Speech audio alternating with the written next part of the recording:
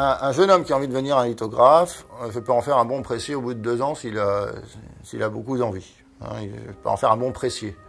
C'est-à-dire qu'il pourra faire une belle épreuve en monochrome sans problème. Voilà. Et il fera même un tirage en monochrome, en presse à bras, parfait, au bout de 2 ans.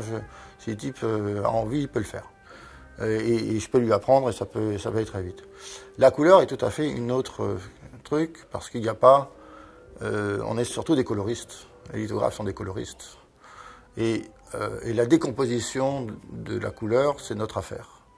Parce que les artistes ne savent absolument, en principe pas au départ, ne savent pas faire. Eux, ils travaillent sur une palette directe. Ils veulent un rose comme ça, ils veulent un vert comme ça, ils le travaillent directement sur la palette et l'appliquent sur la toile.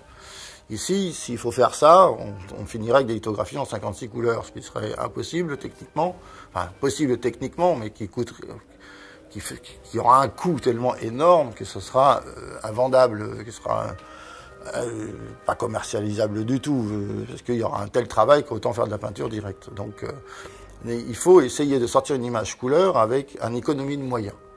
L'économie de moyens, parce que la pierre est lourde, elle est difficile à déplacer.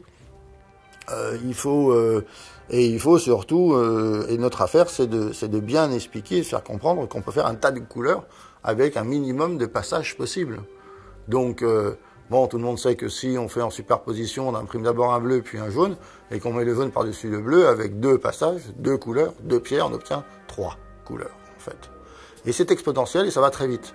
Parce que déjà, à partir de la 3e pierre, la 3e couleur qu'on met en superposition des 2 premières, on peut en obtenir 7.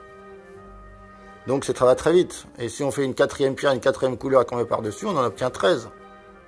Donc ça va très très vite. Et ça, c'est notre métier, on le sait. Donc on sait exactement, et on peut dire d'avance, un peu comme dans un jeu d'échecs, où on analyse les coups d'avance et on explique à l'artiste que si, voilà, c'est quoi le résultat que tu as dans la tête? Qu'est-ce qu'il peut y avoir? Alors les artistes arrivent parfois avec des esquisses très précis, qu'il faut qu'on extirpe effectivement, et de savoir un peu ce qu'il a dans la tête, quelle est la vision qu'il a, quelle est l'image qu'il a dans la tête, quelles sont les couleurs éventuellement qu'il s'était imaginées, et comment on va y arriver avec un minimum de moyens. Parce que sinon, la lithographie va coûter beaucoup trop cher à sa fabrication. Donc voilà, toute la discussion, faire une lithographie, c'est 50% de discussion. C'est 50% véritablement de travail, mais c'est surtout 50% de discussion. 50 discussions en disant si on met tel jaune avant tel vert, et qu'on met tel vert avant tel rose, et avant tel machin, et qu'on finit avec le violet par-dessus, on va obtenir des bruns comme ci, on va obtenir des noirs comme ci, et on va obtenir des bleus comme ça. Donc ça c'est notre travail. Et c'est notre spécialisation en fait dans la lithographie. C'est avant tout, nous sommes des coloristes.